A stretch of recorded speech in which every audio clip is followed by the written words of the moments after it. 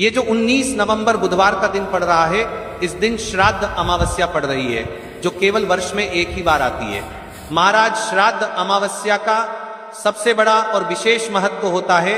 यदि जीवन में समस्या है, पैसा हाथ में आता है, आते सही चल जाता है, घर में पितृदोष है, काल सर्प दोष है, तो श्राद्ध अमावस्या वाले दिन जिस भी घर की महिला शिव मंदिर में या अपने घर इस उपाय को करेगी, उसे घर में परिवार में चल रही सारी समस्या समाप्त होगी। तो कान खोलकर सुन लो मेरी जीजियो, अमावस्या वाले दिन 3 साधारण मिट्टी के दीपक लीजिए, तीनों में लंबी बत्ती का प्रयोग करें।